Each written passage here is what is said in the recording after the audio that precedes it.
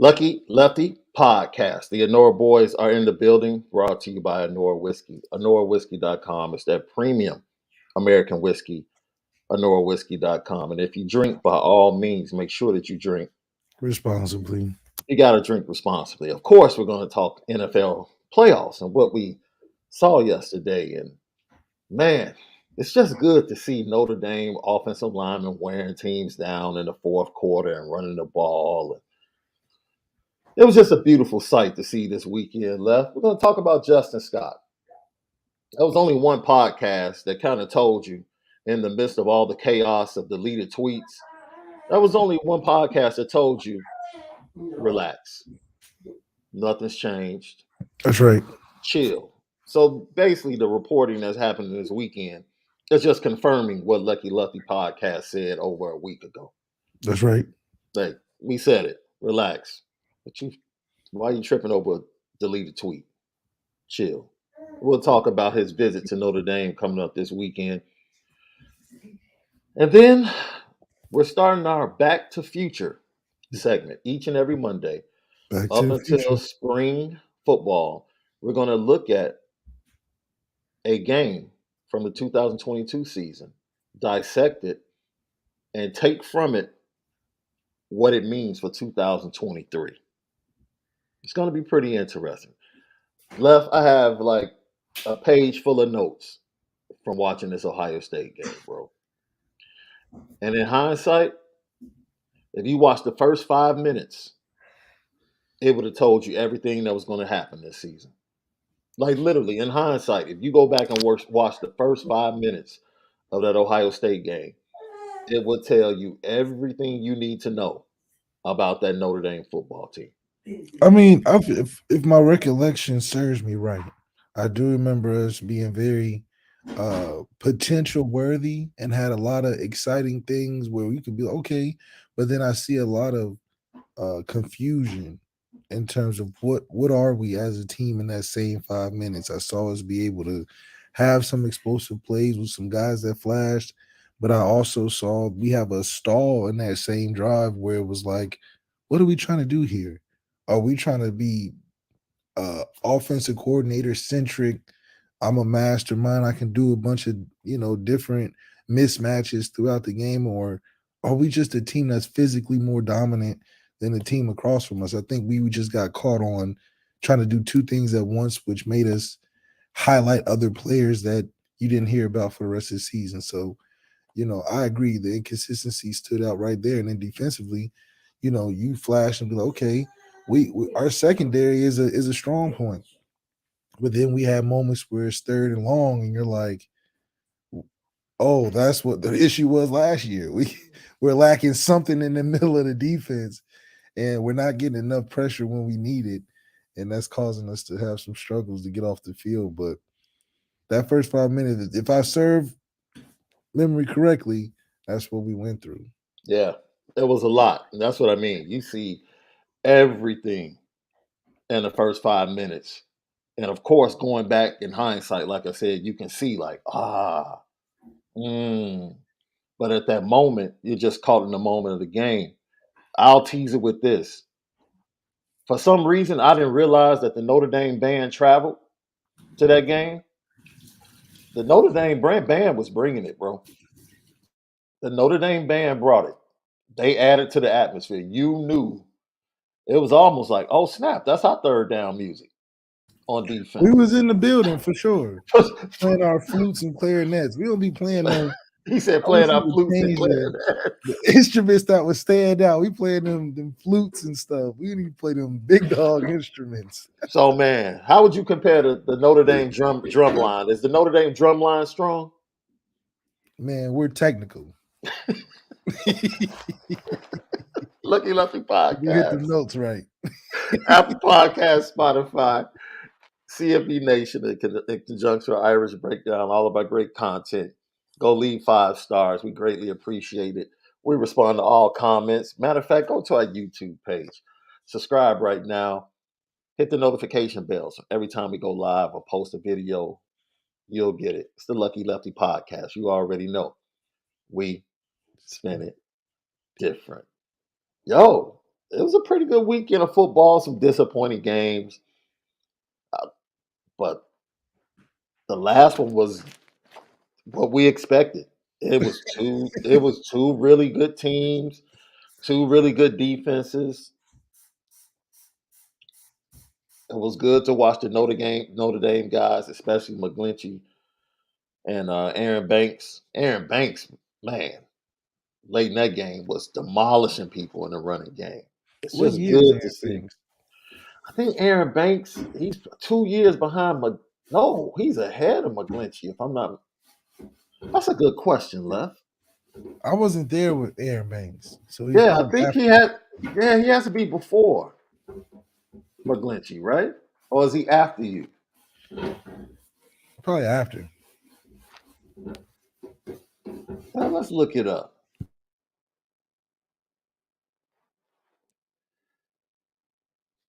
He is the class of 21. Yeah, so he's only what 2 years in.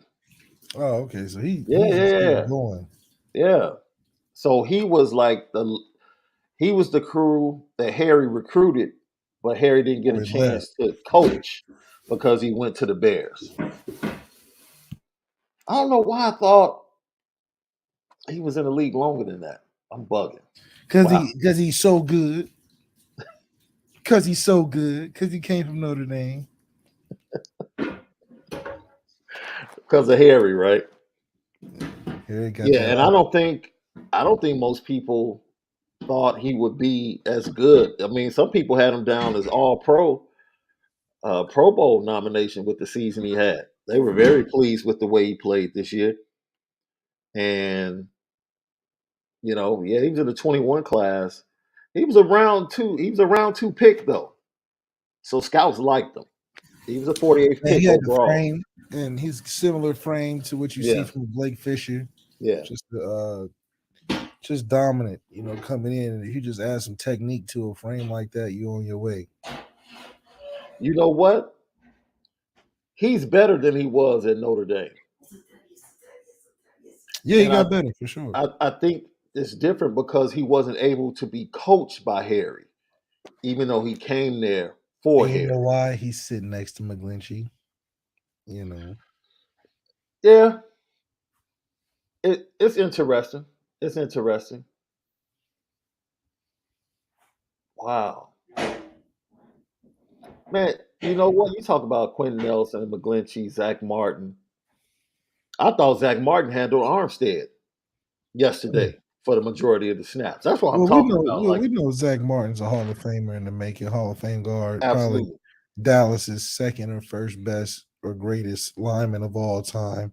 Zach absolutely. Martin's been in gym since he's touched the field, so not surprised at the impact that he's having, even through all the injuries. Yeah, Tons of injuries. He's one of the toughest guys I've ever been around. So I'm extremely excited to see. Every time I watch these guys play, I get excited about the offensive line this year, right? Because I feel like the tackles are going to be even better this year. yeah, I'm telling you, the amount of time that the guys spend pre-practice and post-practice throughout the season and any time they get on the field adds up. It's like a whole nother year of just working on your technique. And Harry Houston, that's his solution to success, and something that is came in handy for how advanced guys have been on their technique. Man, so we go from that game yesterday. Well, my last thought from that game is, man, look, Dak Prescott, it might be time. This is his last season where he is a cap For hit. what? If you want to win a Super Bowl, it might be time to move on. What you talking about? Dude making $40 million a year against the cap. What are you talking about? Yeah. If you want to build a team, obviously they had to let Amari Cooper go to stay under the cap. They drafted well. They get Micah Parsons. Yeah, they have issues along the offensive line, but the young man that stood in, the young rookie, showed himself well yesterday against Joey Bosa at left tackle. So it's obvious that not only that they can identify talent along the offensive line, but they can develop talent along the offensive line. You got Colin McGovern. Notre Dame fans know that name. You got Zach Martin. And you got Tyron Smith over at the right tackle. They're going to be okay along the offensive line. CeeDee Lamb balled out yesterday. Had a good game, just He not had a enough. good game. Just And not enough. dude, Dak missed him on a couple of crossing routes that he might have been able to take another 10, 15 yards. See a But Lamar in Dallas. I like the sound of that. oh, wait a minute. Hey, don't threaten me with a good time. Don't threaten me with a I would good get a time. jersey today. Do not threaten me with a good time. Lamar Jackson in Dallas. Lamar Jackson could have taken the field yesterday, healthy. That's a caveat. Healthy, if healthy, that's fine. But yeah, I agree. The Pollard injury hurt, but Dak was still bad. Dak was bad before Pollard got injured. Yeah, So that's true. I just don't see them winning a championship with Dak as a quarterback. That's my opinion. I think the biggest mistake, which goes to the next game, Saturday, your boys. I say your boys because you know you're a long time Jaguars fan, That's right. self-proclaimed. Oh, all my friends know. I was waiting for that Jag sweater to be worn today too. Oh, listen, I got to get it dry cleaned.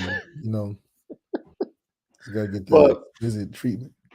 yo, I say this because the key is the decision that needed to be made when Dak Prescott had his fatal injury.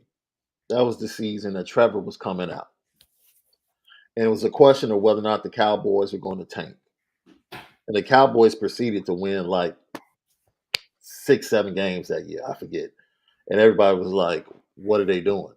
Like Trevor Lawrence is sitting right there. Dak has a multiple compound fractured leg. He On was a already legal tackle. right. You have to pay him if you bring him back. You have to give him $40 million. Why not reset the cap and go get a rookie and build a team around him like Trevor Lawrence? And in 2 years, you can be this great team, or give Dak his 40 and eventually have to give away Amari Cooper and other players, and you won't have the talent around him. And this is what you see. You have Dak, who's not an elevator of talent, right? He's not. You give him talent, he can win ball games. I would say he doesn't have enough talent around him. He has CD, Schultz, who just, I don't know what he was thinking yesterday. Man, that last drive, I don't know if he was sleepwalking or what. I'm like, what are you doing? So it just goes to show, man, that when you build a program, not only in the NFL, but also in college, and we can relate this to Notre Dame, you have to make a decision on what you're going to go after. And it seems like Notre Dame has chosen to elevate the quarterback room under Marcus Freeman. And Marcus Freeman recognized that early. Like, yo, he was having conversations with the staff and with the players immediately after the season, like, yo, we need to elevate this quarterback room, Yeah. right? Because we just can't have the quarterback play here and consistently try to build a roster that helps the quarterback play. No, we have to get a quarterback that's going to elevate everything else because we can't recruit 5 stars in mass like Alabama and Georgia. So we have to find our niche and our path. You get Sam Hartman, Kenny Minchie, CJ Carr. You stack those. You start to feel pretty good. And Tyler Buckner seems to have improved himself. So, you see when you look at the decision that Dallas could have made and chose not to make, you can see Notre Dame and Marcus Freeman being in the same quandary and choosing to say, you know what, we're going to rock out. Because they could have very well have said, you know what, we went 9-3 with Drew. We can rock with Drew. We're going to bring Drew and Tyler back. They could have very well done that. They could have said Drew's probably going to Drew's going to get better. Tyler's going to get better. Man, we're just going to continue to build around them. And they made the decision, unlike Jerry Jones, to say, no, we're not about to go that route. We have to elevate the quarterback play. Yeah, I think Jerry Jones is a guy that is not waiting on winning. So I think when it comes to making tough decisions, he's made them in the past with Emmitt Smith. You saw an example of. So I think he wants to take a drastic measures. That's if the market is right. I think Lamar will fit great in Dallas. I think with just the brand and what Lamar could do in Dallas uniform, Hmm. if it's an option, something that Jerry will probably be on topic for, just because he's trying to win now, and I think that's similar to Notre Dame program. But we're trying to win now. So with Sam Hartman, can he be the poised, polished Tyler Buckner that we want for 1 year? Absolutely. Hmm. Can Tyler learn a lot from this guy 1 year? Possibly, if Sam's doing what he's supposed to do, trying to get to the NFL, Yeah. put our team in positions in a lot of these games to let Tyler play in the second half because we're winning by so much. I think that's something that we would like to see, similar to what Alabama does, especially when they have quarterbacks that are ready to play. So I think if Sam Hartman is what we thought he is, he can definitely allow Tyler to be able to come in the game second half or in periods to get confidence and to gain that maturity to be ready to take over the year after, possibly or potentially compete with Kenny Minchie. Us bringing Sam Hartman in shows that we still committed to being on pace to trying to be in that championship conversation, but it's only a part because, like you said, the D line is a big hole that we need to fill with weight and some breaks Mm. in that pocket if we want to take it all the way to the end. And on top of that, you talk about whether it's the 49ers and Brock Purdy. If Brock Purdy wins the Super Bowl, bro, I don't know what I'll do. Like, I literally just a couple years ago watched Notre Dame wash this dude in a bowl game. Washing. And this dude to walk in and possibly go to a Super Bowl and have an opportunity to win a Super Bowl. But there's something else, man. Because the NFL, when it comes to building a roster, it's not too far of a departure from college football and just winning football games. It's really not, because you only have a few ways to build a roster and to win a championship, right? Because you have Kyle Shanahan. Kyle Shanahan feels like, man, you can give me any quarterback, I can put up points. I got these chess pieces. You give me a quarterback, my offensive line is good, I'll put up points. And then you have teams that just feel like that. For me, that is very similar to the Georgia and old Alabama model that Kirby Smart came from. Man, just give me a quarterback. All these pieces we have around them, just give me a quarterback. We'll win. Just any quarterback will win games and win championships. So it's very similar, and that's something that, from a recruiting standpoint, that Notre Dame can't do. So to see them go to, I think Trevor Lawrence is void of offensive talent, in my opinion. I Mm. think Zay Jones is nice. I think Christian Kirk is nice, but he doesn't have a Jamar Chase. He doesn't have a Justin Jefferson, right? Let me tell you the moment I said, okay, the Jaguars are okay. I think it was late in the fourth quarter. They were down double digits, and it was a third and like 9. And Trevor takes off, and it's like two Chiefs players right at the sticks. And I'm like, okay, like Trevor's probably about to run out of bounds. Man, that cat Trevor lowered his shoulder and lit that safety up. I was like, okay, like this dude, like he's a dude. And you don't realize how big he is because No, he's big. he's I've been next to him. long. He's big. Yeah, Yeah, yeah. he carries weight, right? He's not a stick. And he's just a tough man. He's a really good player. And I think that's why Notre Dame chose and Marcus Freeman chose to go the route that they went, because you just need those guys, man. You need those guys to be able to elevate and compete and win football games.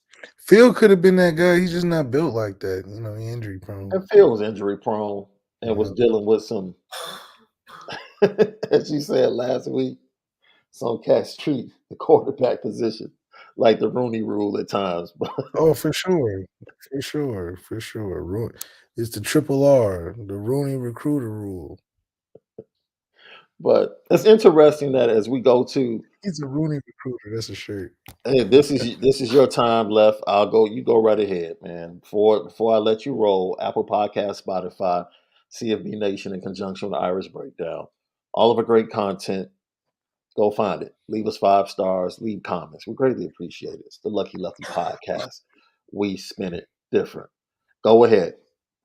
Cincinnati Buffalo. Just another classic proof of how prophetic I am about this football stuff and how tapped in I am to the football gods and, from my mouth to their ears. And when I tell you that this is the Mark Sanchez of football, this is the Mark Sanchez of football. Josh Allen has proven that all this overhyped stuff y'all talking about, he's a fraud compared to Joe Get Busy, Joe Cool, Joe the One, Burrow. I've been telling you, oh yeah, Josh is this and that. He's the next. How? Every year he's gone down. Back to back AFC. And I told you he's back to back AFC because of what? Their defense is number one. But y'all didn't want to listen. Oh, Josh is just the prototypical. He's so good. Blah, blah, blah. How? He loses every time to Patrick Mahomes when it matters. And then don't let Joe Burrow. Joe Burrow came to his house with dirty shoes, boots, Timberlands to be exact, into his house, on his couch, in his refrigerator, in his closet, sleeping in his bed. And Josh Allen, of course, did nothing. But y'all give him this extension before he didn't even have to work for the extension. How? He didn't win no MVPs. He didn't win no division titles. He didn't win no Super Bowls. But you can't pay Lamar? They said they gave Lamar a $113 million guarantee. Yeah, that was ridiculous.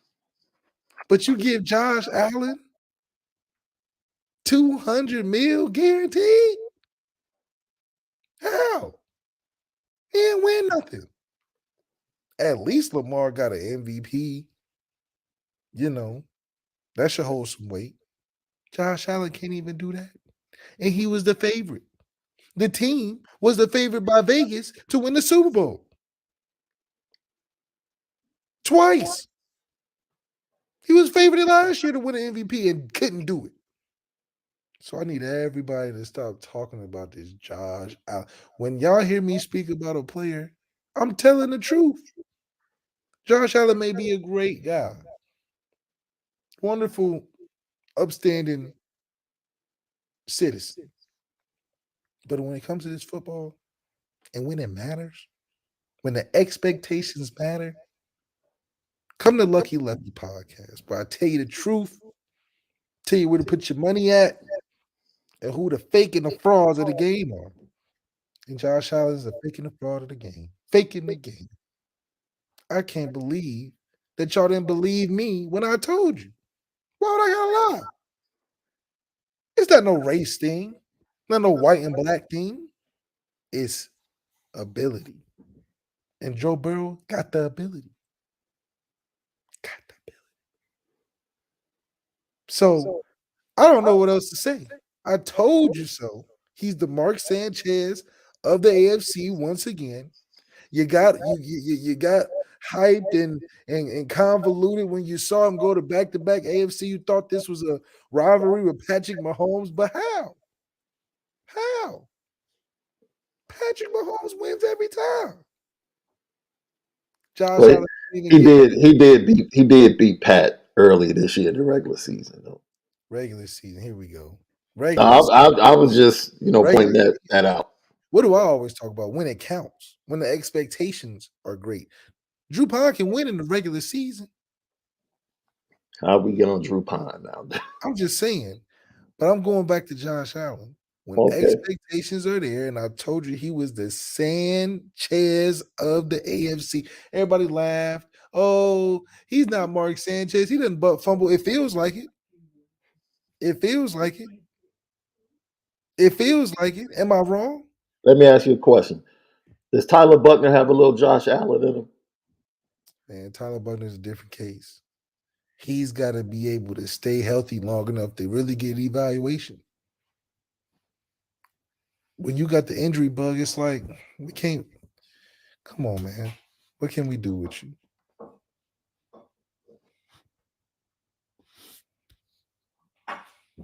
All I know is that when it comes to the creme de la creme and the cream rise into the top, that's all you can debate.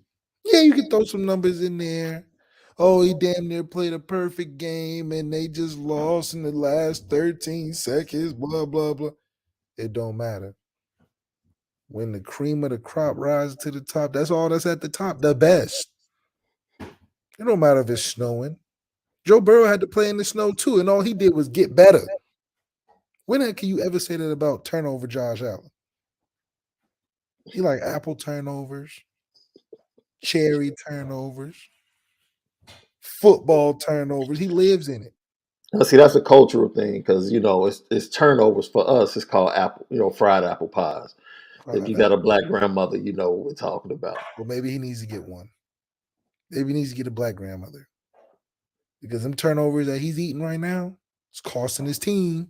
Now he didn't have any yesterday, but the effort he gave wasn't good enough, and it just goes to show you you can only be overhyped for so long before you get put on that stage. Now you need to pay Lamar because what you're doing is a crime, Baltimore. Buffalo did it and got robbed and still love what they get. They got robbed peacefully. Mm-hmm. You giving Lamar a hard time. Indeed. My knee hurt too. But I bet you 250 million hell it a lot faster. Make the right decision, Baltimore. If not, send them to Dallas. Let's go. Man. Man. Send them to Dallas. That's the antidote to Jerry Jones' sickness he was talking about post game. If Jerry want to end his life on a good note, bring Lamar to Dallas, man. Bring the stars to the star. Yeah, yeah. I think we're gonna have to contact Crumble Corporate because we keep getting tweets and inboxes about people going to Crumble and sending the pictures of the cookies they got. We're gonna have to reach out to Crumble Corporate and say, look, we're bringing you guys a lot of business, man. Look, we filling your pockets now. We're gonna have to talk. Lucky Lefty podcast.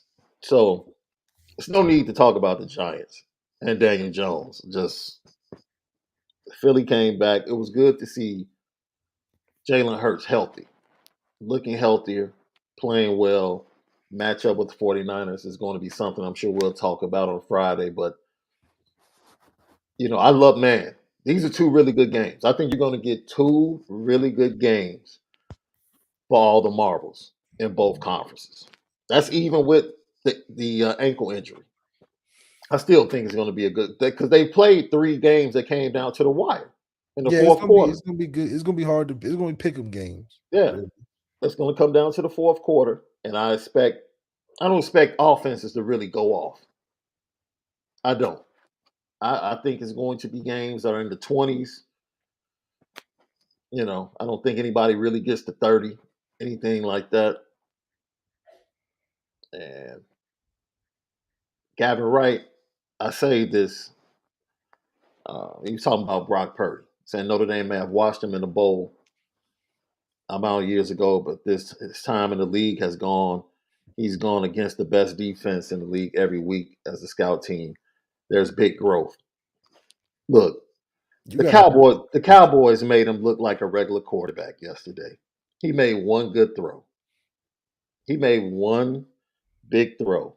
If we're going to keep it a buck, he made one big throw, and that was it. The Cowboys defense made Brock Purdy look like the Brock Purdy we saw against Notre Dame in the bowl game. That's exactly what he looked like.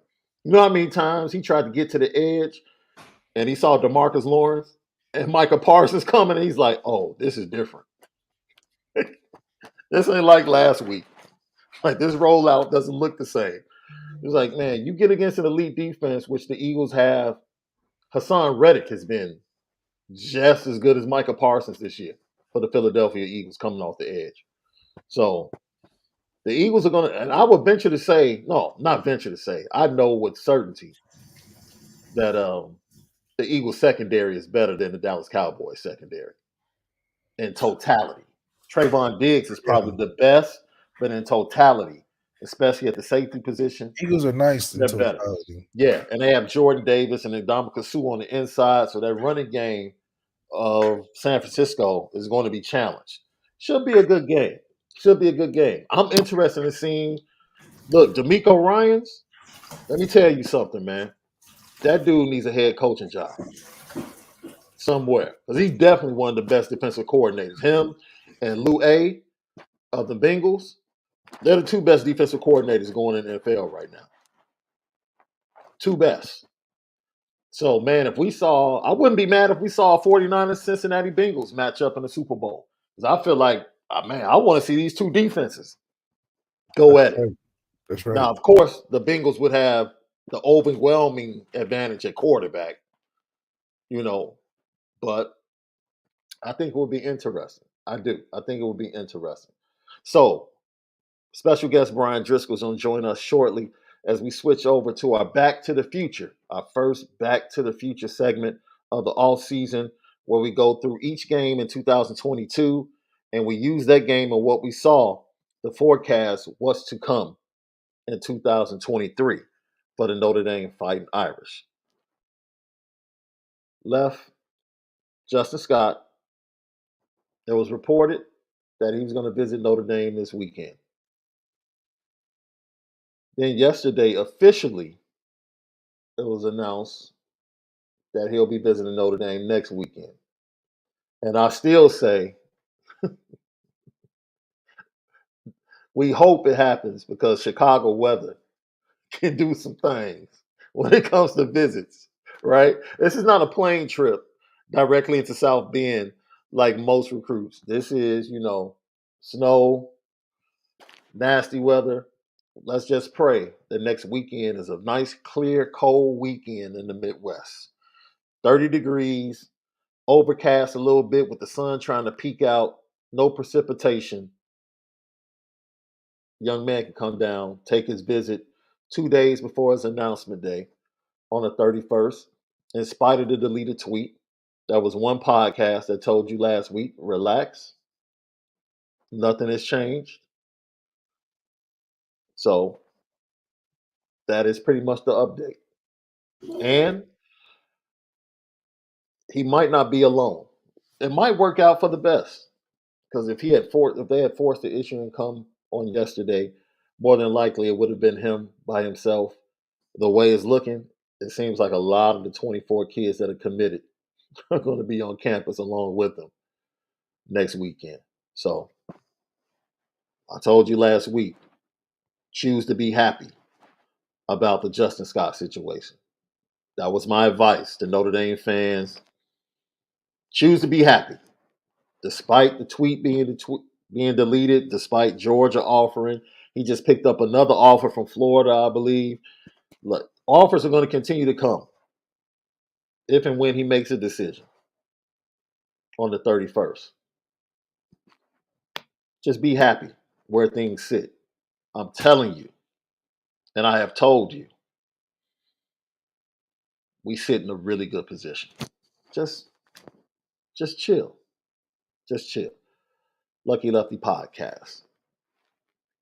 YouTube, follow us, subscribe to us. Make sure you check in with us. As always, we're pleased to walk in.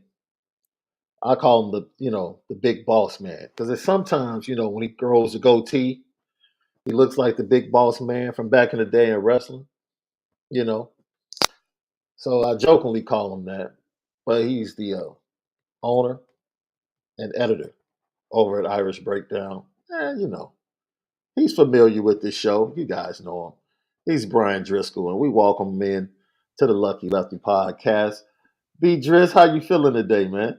Well, after that intro and I realized where I was from, I was getting ready to actually tell you I can't join right now. I got to go shave real quick because I don't want to be looking like, or I'm gonna run upstairs, like get a nightstick, put on like a blue button up, and then just roll with Now, it. before he became big boss man, he used to wear a black suit, and he used to walk somebody to the ring. I forget he was who like it a was, though. bodyguard. Yeah, Yeah, he's like a bodyguard. I forget what I his just name love when they was. turn them bodyguards into like remember when Virgil became a wrestler? Oh, but Virgil was awful. Virgil was awful. He was terrible. Awful. So, fellas, Ohio State week 1. Let me tell you the first thing that jumped out to me. Notre Dame was ranked 5th in that game. I popped the game on, and I saw the overlay, and it said Ohio State 2, Notre Dame 5. I was like, Notre Dame actually got respect from the voters and the writers. But I realized that Notre Dame, in hindsight, that number 5 ranking was connected to everything needing to go right. If everything went right, Notre Dame was a top 5 team. And what I mean by that specifically, number 1, we can start with injuries. If Notre Dame was able to stay healthy, Notre Dame had the potential to be a top 5 team. I think I said this. I overestimated, in my opinion, the importance of Avery Davis's injury in the fall. Because I think Avery Davis meant a lot to that wide receiver room from a leadership standpoint. In the first 5 minutes, I saw Lorenzo Styles catch a fantastic pass on the first play. Then I saw him make a procedural penalty. And then I saw him mistime his route coming across on a key second down. And I saw inconsistency. And I'm like, okay, he's been inconsistent. Well, Shaun, you wouldn't have been able to see this on TV, but that deep ball that Tyler Buckner threw to him, he slowed up. Absolutely. He doesn't slow up. He runs underneath it for a touchdown. He runs for a touchdown. Yeah. And I'm seeing this, and I'm like, what was going on? Like you said, in hindsight, seeing what happened and seeing these things, and what it forecast to me is that the Notre Dame Fighting Irish are in a better position if by chance everything doesn't go right. See, I do think that team that went to Columbus was worthy of being the 5th ranked team in the nation. But a lot of things had to go right. Yeah. For them to end up as the 5th ranked team. Mainly Tyler Buckner staying healthy. Right? Mainly. And then there were some other injuries that just happened that we probably didn't realize. Cam Hart, watching that first game, Cam Hart gave it his all, bro. He was nowhere near healthy. No, he was nowhere near healthy. That's why he got so grabby in that game. He was nowhere near healthy. Right. He gets the penalty on the second drive, the second Ohio State drive. He gives up the touchdown to Egbuka, which I don't understand because Brandon Joseph has your back inside. Right. He has your back inside. He comes down to double him from the inside. You force the throw to the outside. You should have outside. You should be forcing him back to Brandon Joseph. You allow him to get outside of you, and then he gets the touchdown. So that was something else. Injuries really played a major factor, in my opinion, especially early for certain things that happened for Notre Dame. Because that touchdown that eventually led to Ohio State taking the lead came due to an injury to Tariq Bracy at that exact moment, which happened to be one of the most important moments of the game. It was like, man, things just didn't fall the way that if they had fallen different. That was a great play call, too. I mean, Ohio State did that. They looked and said, 28's out. They put in a true freshman. We're going right to him, right? Y'all remember in 2019 when Notre Dame played Georgia and Tyson Campbell was already out, and then Eric Stokes got hurt in the first drive of the game, and Notre Dame never went at him until the fourth quarter, and then Chase beat him on a go route. It's like good coaches don't do that, right? Good coaches say, hey, y'all, they just put a freshman in. Bracy's out. Bracy's been locking down Jackson Smith and Jigba and everybody all game. We're going to go right at him, and boom, touchdown. Yeah. And was a great play call. But it doesn't He happen. definitely didn't waste any time either. Yeah. Yeah. So how do we progress those injuries to what Marcus Freeman has said after the season, which is, yo, I have to focus on building the middle of this roster. Yeah. Right? Because he saw the impact that injuries had, and they just didn't have the people that were ready to step up and hold down the fort and keep things at the same level. So he recognizes that. Something you talked about that I saw, and we can forecast this year. Great play call on the only touchdown drive. They get into Ohio State territory. They fake a sweep to Chris Tyree and hit Kevin Bauman on the seam. It was a great play call by Tommy. And you talked about this, Brian. You said it before. If you're going to focus on 12 personnel or 21 personnel, well, 12 personnel in particular, you have to be able to get that second tight end included in the passing game. And if Notre Dame can do that this year, it bodes well because you see how successful Georgia has been in doing so the last 2 seasons. Well, and if you look at who the second tight end might be in 2023, it's a guy who's going to have a little bit more juice than Kevin Bauman had. Yeah. You know what I mean? So you hit Golden State right there on that play. He may get a little bit more. But no, I mean, that's the thing, Shaun, is, that game – that game kind of showed a lot of things, right? Like that I don't think I anticipated for, if I'm going to be honest with you. I didn't anticipate the offensive line not being better, and needing the time to develop and mesh, especially without Jared Patterson. Speaking of injuries, he didn't play that game either. And so I didn't expect the line to play as bad as it did, which then I think hurt Tyler Buckner. I actually thought played well in that game, considering. I mean, the kid started the game off 8 for 9 for over 100 yards. And he wasn't overwhelmed by the moment at all. What overwhelmed him was the Ohio State pass rush. It was the backs not picking up delayed blitzes up the middle. It was the line not working as a unit and getting any push and picking up pressures and making Ohio State's front seven look better than it actually was throughout the season. And it was good, but they made it look really good. And then not being able to get a pass rush on the other side. I mean, there just was so many things, Shaun, that you look at that game, you're like, and they didn't do this, they didn't do this, they didn't do this, they didn't do this, they didn't do this, they didn't do this. This was a problem. This was a problem. And they had a lead in the third quarter. Yeah. On the road, Yeah. But it was a frustrating game in a lot of ways. But I think the surprise for me was just the fact that they could get no push in the run game at all. Yeah. And Leak, you said this in the intro when we teased this segment, just the opportunities that were there. Yeah. Like, we could talk about what didn't happen. Notre Dame had opportunities to put at least 10 more points on the board. That's right. They visited the Ohio State side or Ohio State territory 5 times in that game. Like, opportunities were there. Being in the red zone as much as we were and not capitalizing, it was more for me on the identity not being established when it needed to be. When you're getting in the area of scoring, it's one thing to be able to just call plays because we got talent, but it really showed that we had a lack of identity going in to that red zone period of what are we really good at. And I think we got caught in trying to be too cute and not having a right enough of going to our impact players that I think it exposed the fact of why are we not getting to that. I think Ohio State went to it early and went to the young guys when Jackson and Jigba went down. They weren't afraid to go to the young talent. And I think for us not going to our young talent with Tobias, seeing how impactful he is, it just didn't work for me. Yeah, I could see that. When I saw the Salerno catch there in the second quarter on that touchdown drive. And Tobias, after they scored, Tobias is talking to him on the sideline and smiling. And I'm like, man, I wonder if that could have been Tobias on that play, running the same route and, being successful.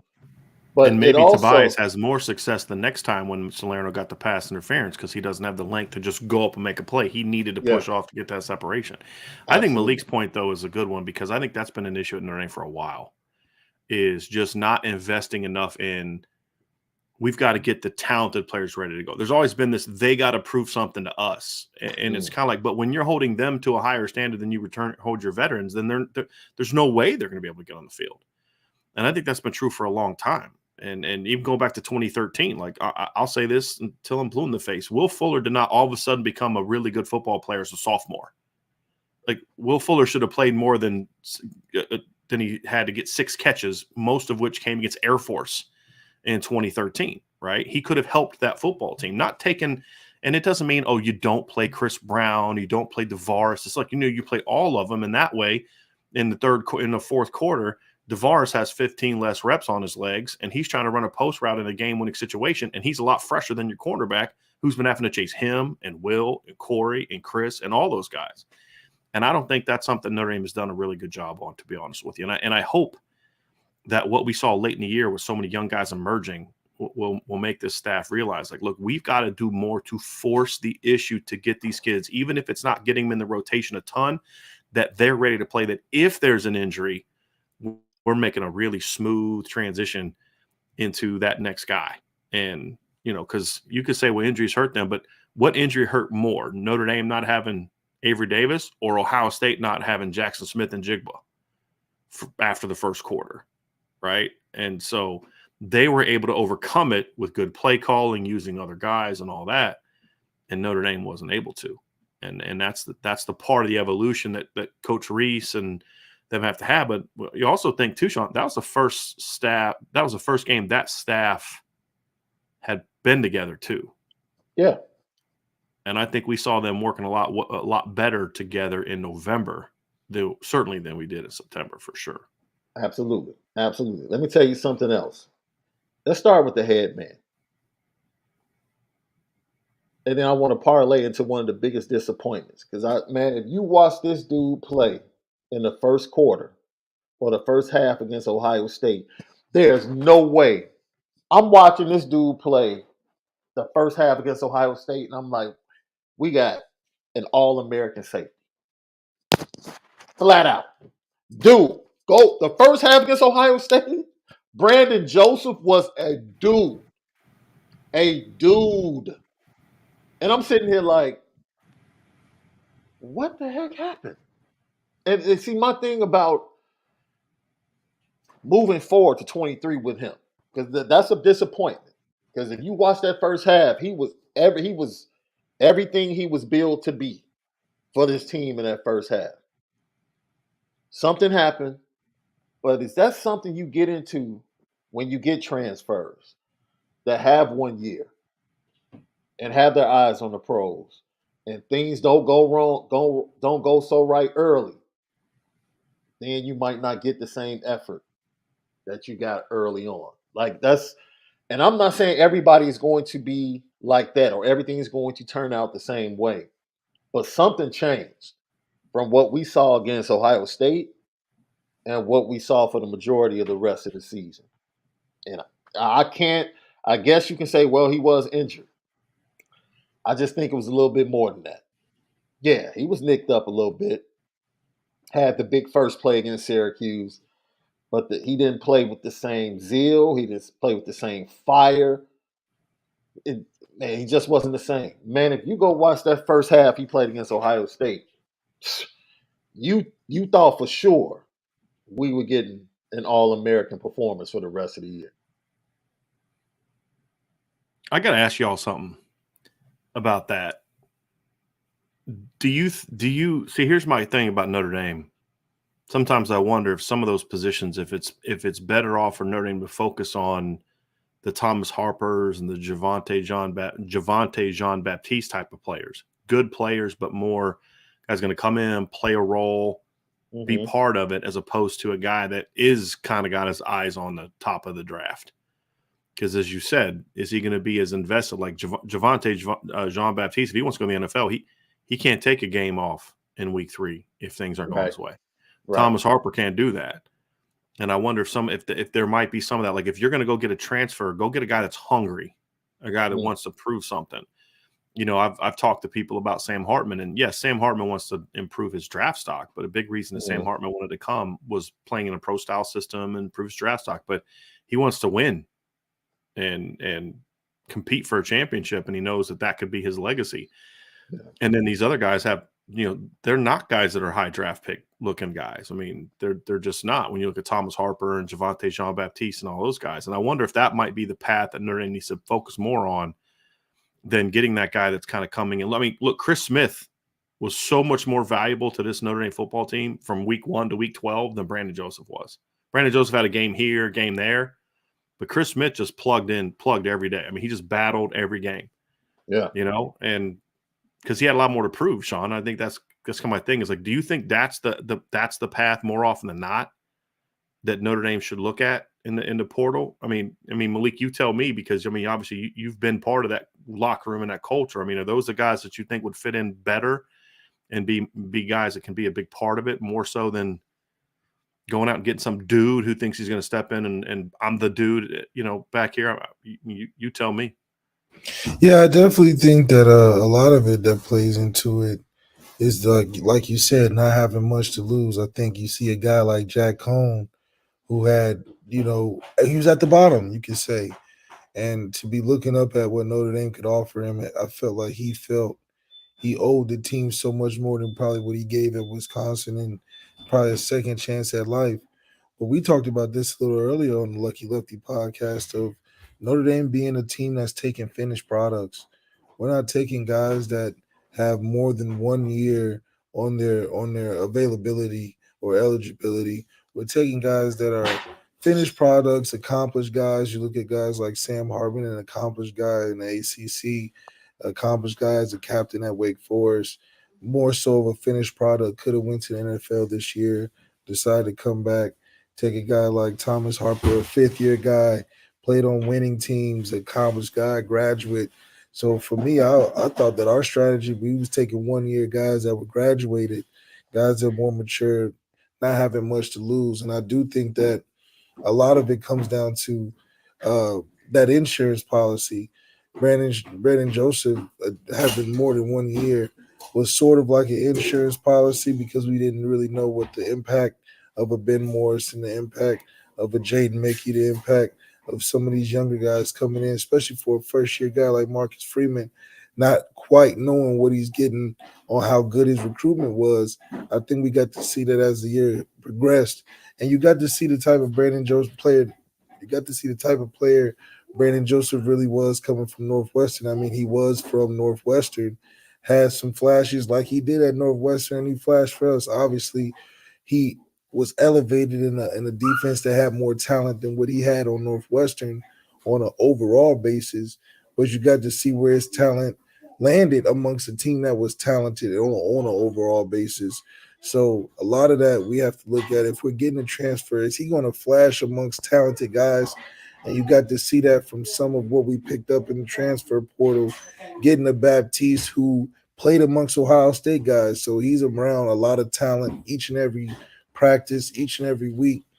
He'll come in and not look any different, fitting in or even competing with a talent pool that we have in Notre Dame. And Thomas Harper played on a team that was a defense, especially that was a veteran defense, that was a top defense in the country. So can pull from that, being around, like we asked him, a bunch of younger guys that are talented, but they aren't quite the veteran defense that he was around either. So we'll see how that transpires coming in this year. Hey, but Shaun, you nailed it though, man. You nailed it. In that first game, though, Brandon Joseph came to play, man.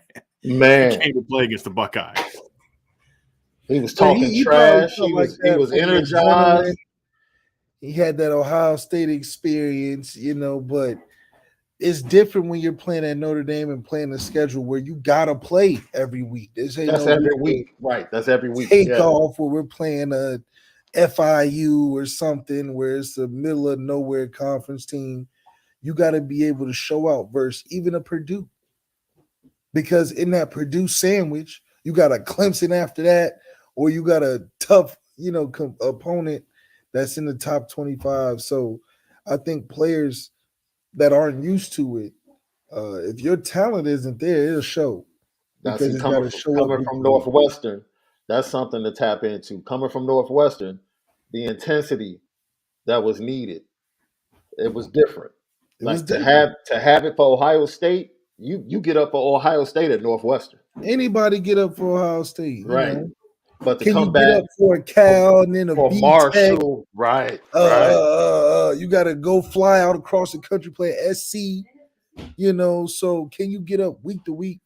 And, you really got to have talent to be able to do that. And I think a guy like C.J. Williams wouldn't be bad coming back to a Notre Dame because he has talent that can play on a week-to-week basis. I think some guys are fit in the conference that they're fit in. A Charlie Jones in the SEC, probably not the same Charlie Jones. You know what?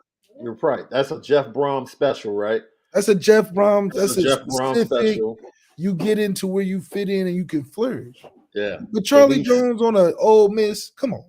He might not even get his first name. Might just be Jones out there. Yeah, because Jeff Brom has an incredible way of taking one receiver and just scheming and moving him around and allowing him to be productive in his offense. So I agree with you. And the C.J. Williams, I mean, once he decided to go to Wisconsin, left, even if he leaves Wisconsin, it's like, that ship is sailed. Like we got too many young players in the room right now. Yeah, we got too many young guys. Let's move on. This is a hot take. I guarantee you, the Michigan staff watched that first half and said, "Oh, we gonna kill Ohio State. We gonna kill these dudes." I was like, if Michigan was watching this first half, Jim Harbaugh turned to his boys and said, "Yep, we gonna get them again, fellas. They soft. They're real soft, and they can be thrown over." Yep. They can be thrown over because that's something Michigan killed them with, was just those play actions, just getting it over the top of the defense. And Ohio State had no answers. And Notre Dame tried it. They just couldn't hit enough of them. And there were guys there. Yeah. There was the one where Braden Lindsey, this is going to surprise y'all. Braden Lindsey is about 5 yards past a guy from Ohio State. And if Tyler gets time to throw, but he hits the top of his drop and the delayed blitz by the linebacker, nobody picks it up, drills him right in the face, and you couldn't throw it. I mean, they were running by Ohio State DBs all year. It was, Shaun, you said something to me before, like this game was indicative of what the season was going to be. I think it's true for both teams. Yeah. Because that was the Ohio State's problem, is that their secondary was not what people thought it was going to be, especially at corner. And their safeties get a lot of hype, but, I mean, they're good run defenders. They're not great cover guys. Yeah. Which they showed against Georgia, right? But both teams, I think that's true of. And Ohio State only went to the run game reluctantly in that game. And that was the thing for them all year. It's like, you got those backs and that line and all this, and you're going to go to the run game because you have to.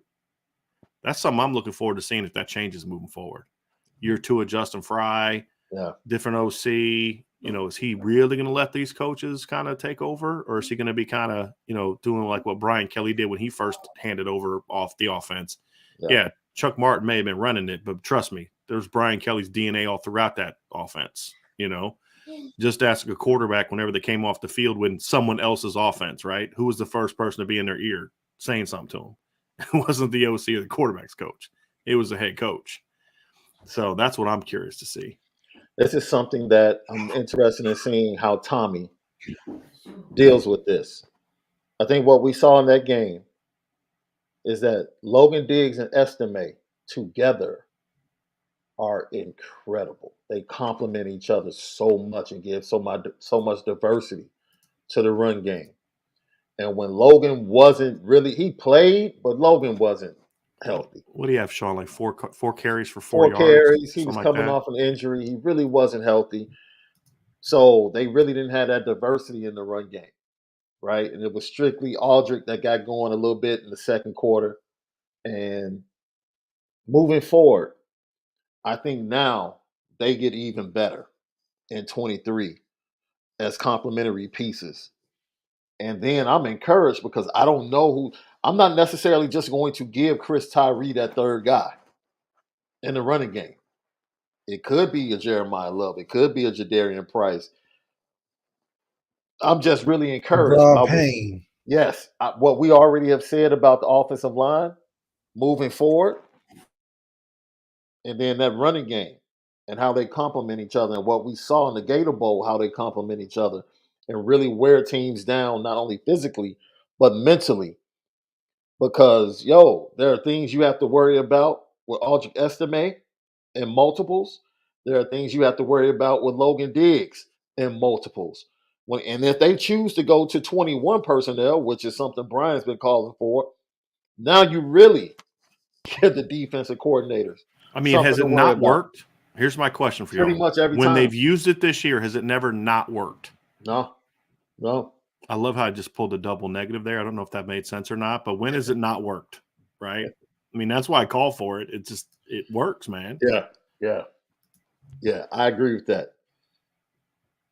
Lucky Lefty Podcast, Apple Podcast, Spotify, CFB Nation in conjunction with Irish Breakdown. Great content. We're going to have our guy John Garcia Jr. on with us later in this week. He's going to chop it up with us about certain things.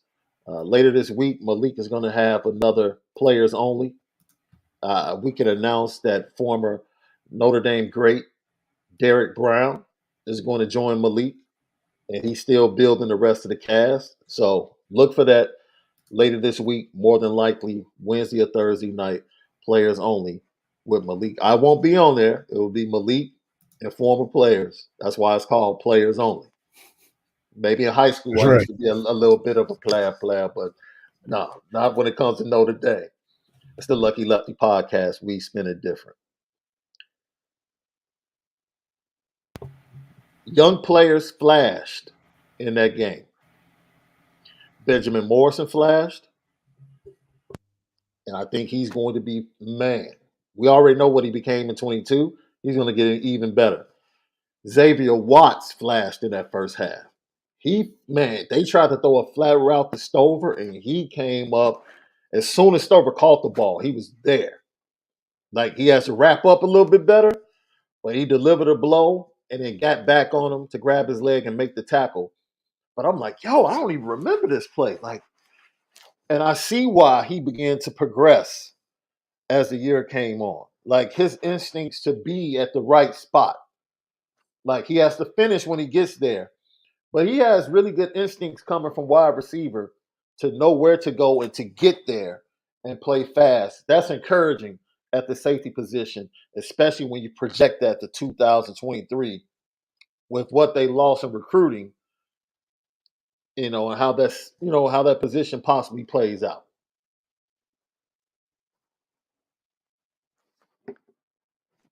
All right, y'all don't have nothing to say about that. Cool. No, I just letting you roll, man. No, I was done. Well, on my show, those rants from the host usually go a little bit longer, so I just was waiting. That was pretty good. I was done. I was like, all right, take it from here.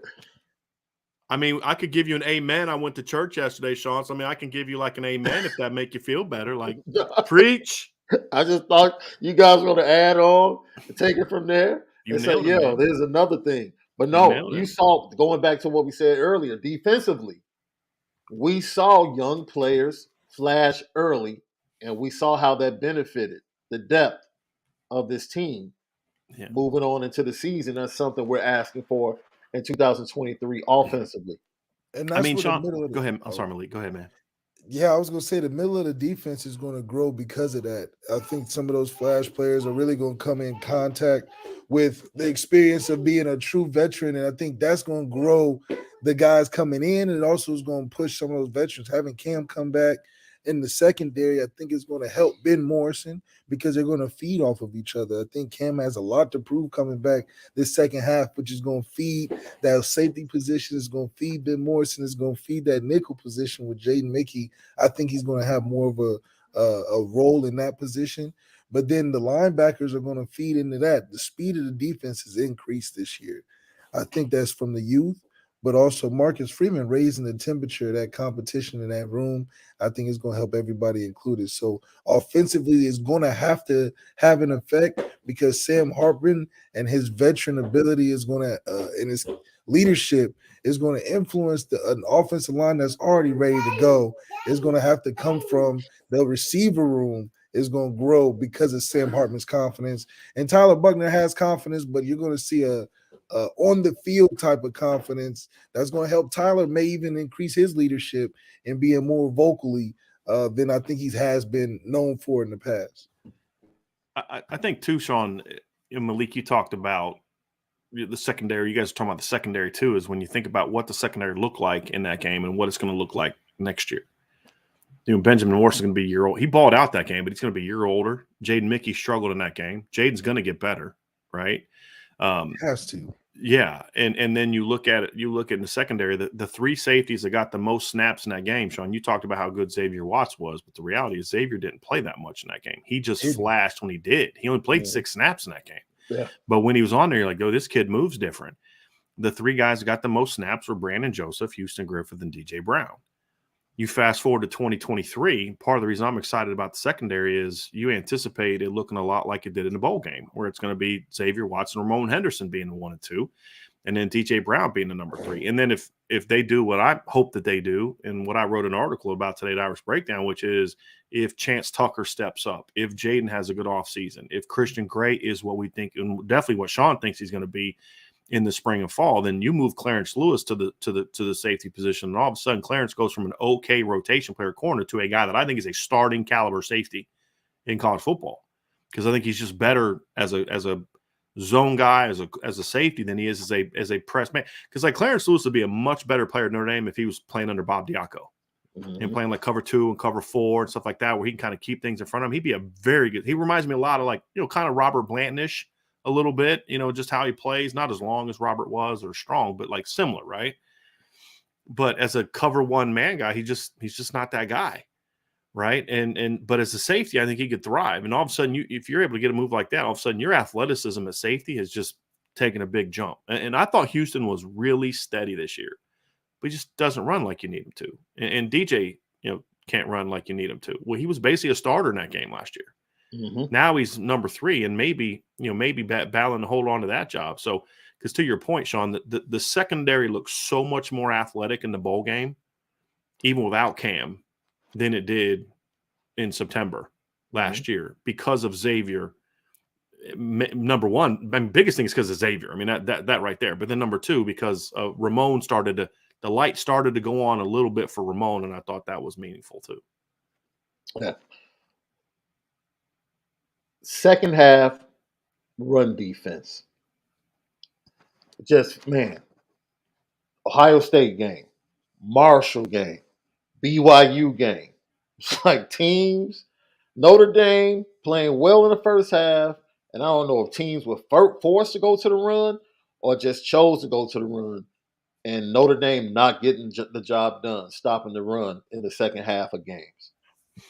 But that's where the weight of the defense has to come in. Guys like Justin Scott, a guy that's in that 330 plus. Second half is where that impact comes in.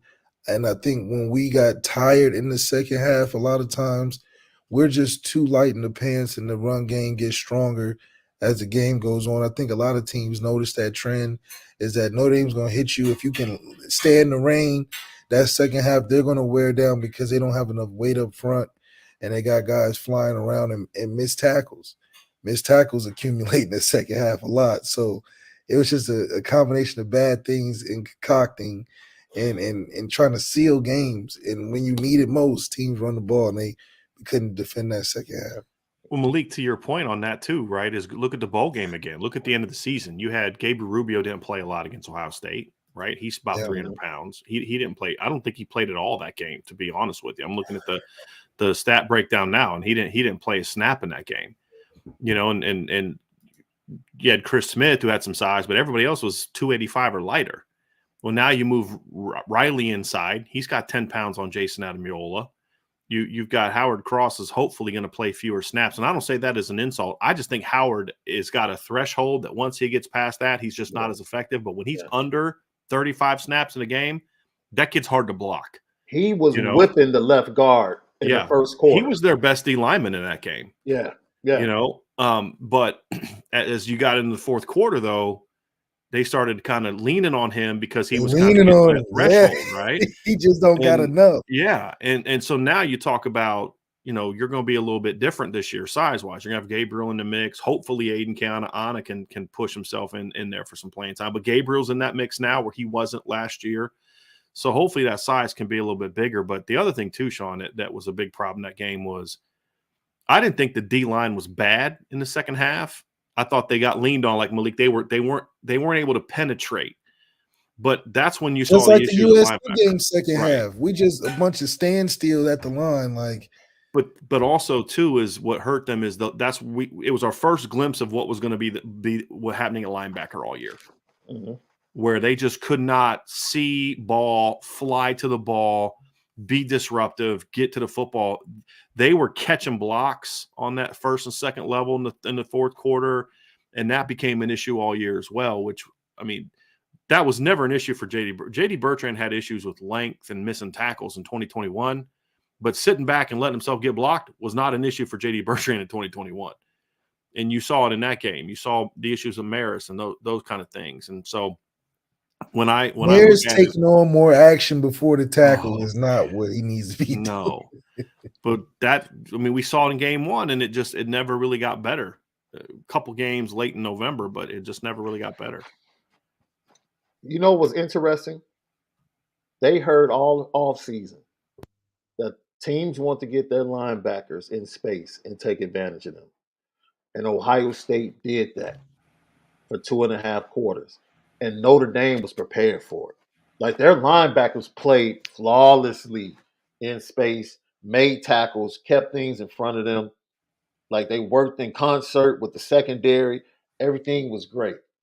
And it was almost like once Ohio State decided to go against that, and also them wearing down, or the front in front of them wearing down, the linebackers were like, "Oh, we didn't really think about this in preparation for the Shaun, game." can I ask Malik a question? Because you and I Yeah. talked about this. Yeah. Malik, when you break down Notre Dame's defense this year, did you find that Al Golden's defense had a hard time stopping teams that were good at both running and passing? That they would get so emphasized, because I saw this against Marshall, saw this against Ohio State, saw this against USC, where it's like he couldn't game plan to stop two things. He could only game plan to stop one thing.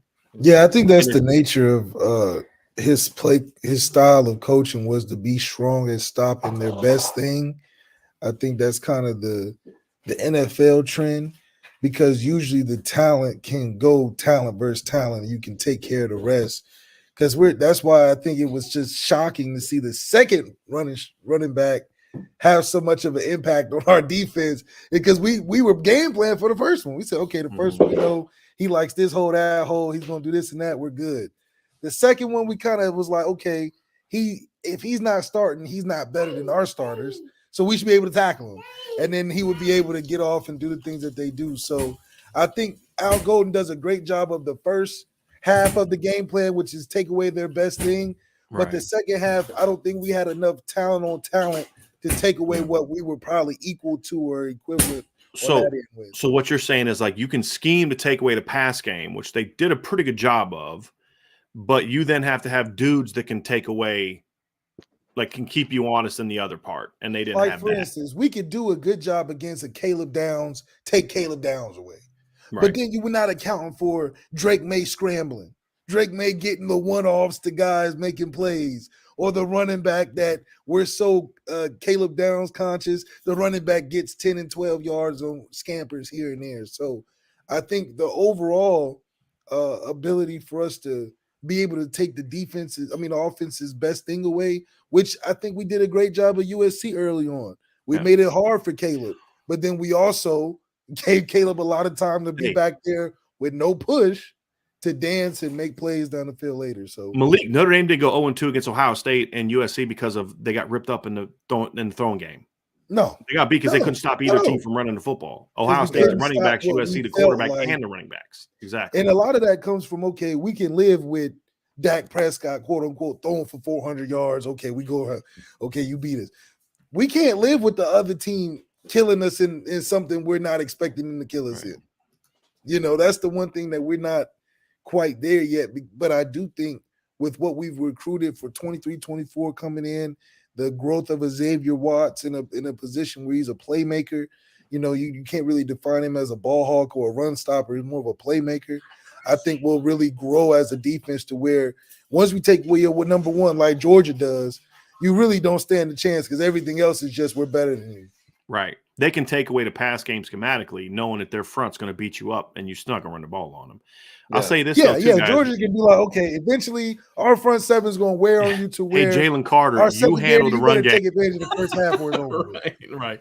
But here's the other thing, too, fellas, from that game that you look at and say, Notre Dame had so many opportunities to make that a 2-score game. And here's the thing. Let Ohio State go on a 9-minute drive running the ball on you when you're up 10 or 17. And I think that's the part, too. And somebody in the chat even said it. Like, that's going to make – if Notre Dame's offense can do what it's capable of and take advantages of the chances that were there, and the offensive line can play like we thought or like it did later in the year. Because if they – I said all offseason, Shaun, I wanted that game in week 1. Looking back on it, it's kind of like I would have rather had that game in November, which I didn't think I would be the case then, because then in November the offensive line would have been ready to go. Mm-hmm. But you look at it and you say – then in November, but you wouldn't have had a quarterback that could make some of the plays that Tyler made in that game.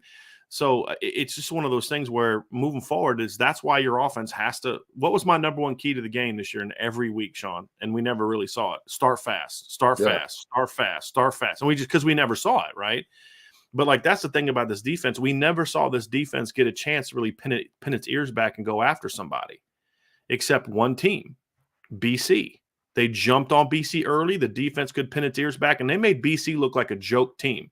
Let's not forget that a week before, BC went on the road, beat a ranked NC State team, and their quarterback threw for over 300 yards. Well, because the offense came out and they were, run game, Drew was hitting a couple balls with the run game, and then they were able to pin their ears back. Ben gets a big pick and all that, and all of a sudden BC's out of their game plan, and Notre Dame just rolls them.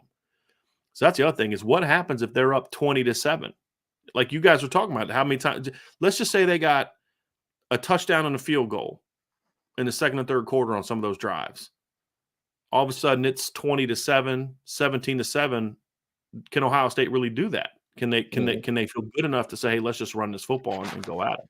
I don't know if they could have. We're going to end this talking about Tyler Buchner and Marcus Freeman, because I think we saw both have flaws early on in that game. I think both had some questionable decisions early in that game and in that game. But I think you saw moments that they both recognized immediately what the problem is. And when you can recognize immediately what the problem is, that tells me you have the potential to change. The problem with most people not changing is they fail to recognize what the problem is in the first place. If you can recognize what the problem is, more than likely, that's a greater percentage that you'll make the change. Marcus Freeman, this is what stood out. You remember, they get the ball back. This is something else. The way Noah Ruggles missed that field goal at the end of the first half and the field goals he missed against Michigan, those were two of the biggest games. That would have alerted me that he wasn't going to make that big-time field goal against Georgia. Because in the biggest moments, that's what he did. He missed field goals. He made everything else. But right after he missed that field goal, Notre Dame got the ball back. I think it was maybe about 38 seconds left in the half. They tried a big shot on the first play to Lindsey against Burt. And Lindsey altered his route because of the way the DB was playing him and did a comeback. And Tyler still threw the fly route. But what it gave an opportunity for was it stopped the clock and allowed Ohio State to use their timeouts to force Notre Dame to punt. And when Marcus Freeman realized it, he says to himself, what are you doing? Stupid. Like, he recognizes, like, it's a coaching mistake. It's his first game. But he recognized, like, I can't do that. And that, looking at him in that moment, I'm like, he's going to be all right. Why? Not because he recognizes what needs to be done, and he's willing to change and move. And I think that's what we saw from Marcus Freeman. That wasn't his only mistake. He made other mistakes. But in that moment, I saw, you know what? He's willing to recognize, admit, and then do what he needs to do to move on from it. We saw great growth from him, too. That's the other thing when you look at where Ohio State was at the beginning. And Notre Dame was at the beginning, where Notre Dame was at the end. Marcus Freeman was in his first game as a head coach against his alma mater in that game. Yeah. Who he was in that game is, look, all coaches go through growth, right? But I felt like Marcus Freeman, through some circumstances of his own, some not his own, you know, the injuries, nothing you can do about that, right? Some of the decisions that led to them not being as effective, and his decision to not be more hands-on with the defensive coaching and some of the things on offense or whatever, you know, kind of got him to that point. But they were lessons that were learned. But he grew so quickly is the thing that got me. And I think a big part of it, Shaun, is I've heard people say this. People talk. So I've had people say, well, you know, maybe he was too honest in some of his press conferences. And I'm like, okay, fair. I actually don't dislike. I love that. I want a coach who's going to be real. Like, I think, I don't know, Malik can answer this for me, but as a player, I respect it. I don't want a coach going up there every week and saying, we lost because of me every freaking week. But if a coach does something that you all know, like, you know, hey, this should have been different, and he gets up there and owns it, you know, especially after what you dealt with for the previous 12 years, you know, whereas everybody else's fault, and whenever he would own it, it was always like a half-hearted, but I don't really believe it kind of thing. I like that, but also, too, he has a unique combination of he believes in some core principles that are not going to change, but some other decisions that he thought would be good that he quickly realizes aren't good. He's willing to look in the mirror and say, nah, I shouldn't have done that. That was not right. We should have gone a different direction. And he's willing to make those changes without sacrificing the core principles. Because if a coach is willing to sacrifice core principles because they're not going well, then he has no core principles and he's not going to be successful. But just because you have core principles doesn't mean we're just going to keep doing what we're doing, no matter the fact we lost to Marshall and Stanford. And I think that's something we saw too in that year one, is his willingness to say, you know what? That was a mistake on me. We're not going to happen again. And then take the steps to address it and fix it. I think just kind of like you said, you saw a lot of growth, Shaun. And so the guy that's going to be on the sideline at September 23rd, this next time in South Bend, is going to be a much different cat than the one we saw, you know, September 4th in Columbus. Yeah. And that's an encouraging thing too. Roger Blackman, we thank you for tapping in. He says he was talking to Reese, not himself. No, let's explain how this goes. In that moment, no offensive coordinator takes a shot without okaying it from the head coach. Mm-hmm. Like, what are we doing here? Do you want us to kneel, or do you want us to be aggressive?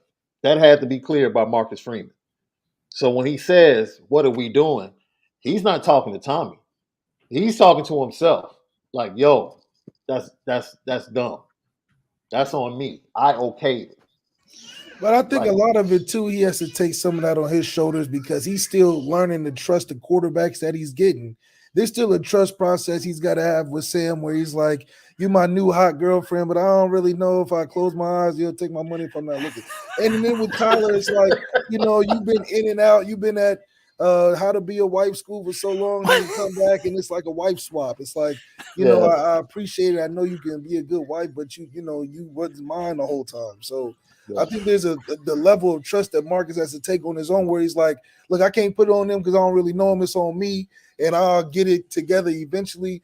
But still, I think Tyler has developed, has grown from week one to not seeing him till the end, where Marcus Freeman can feel better about it. But these still aren't Marcus Freeman's guys.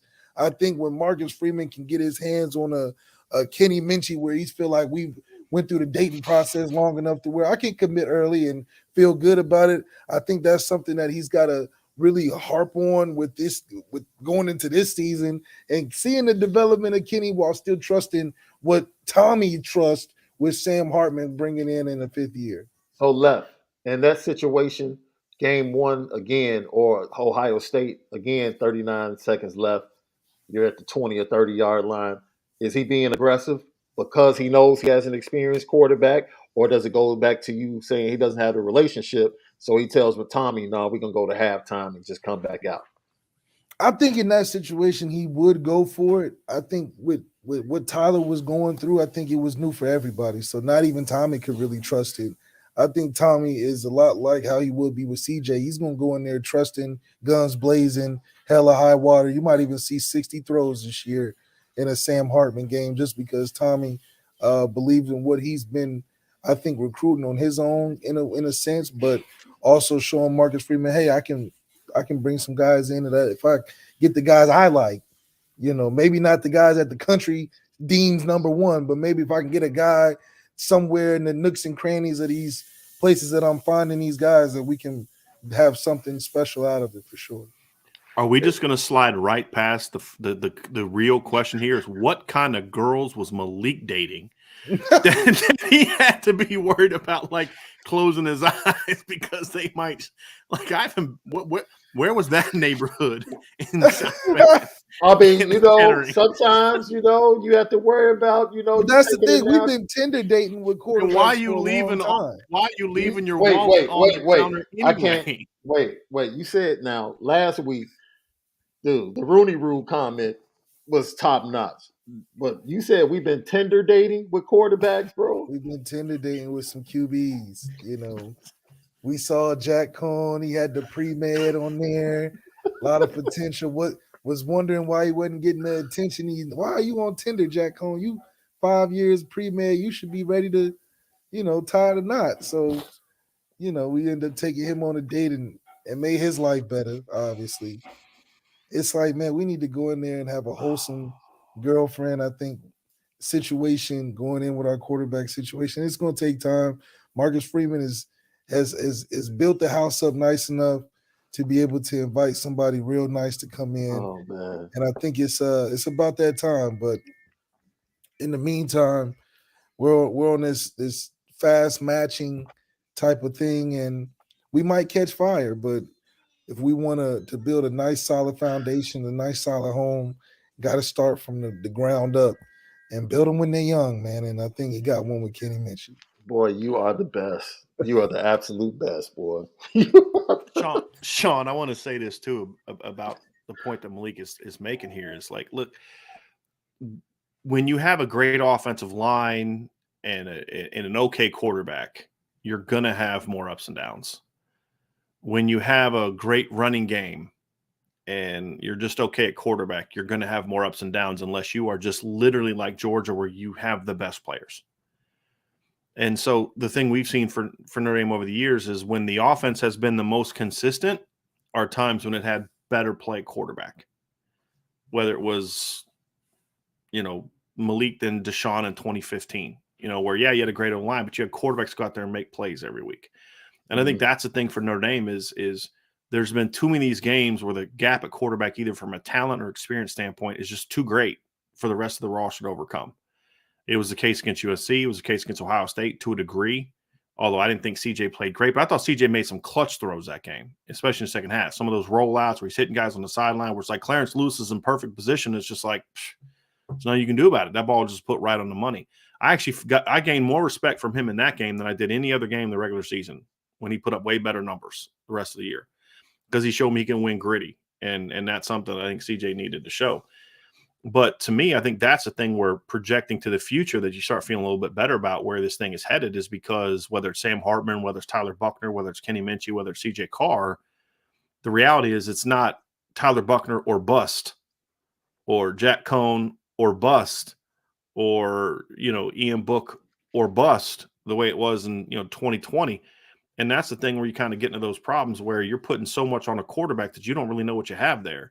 The margin of error's always got to be there, right? Like, what happens in 2015 if when Malik goes down, your guy you're bringing off the bench is a Drew Pine type? What's the season look like? You know what I mean? And I think that's the, or Ev struggles in 2014 and you're turning into the bowl game against LSU and Leonard Fournette, a Drew Pine type.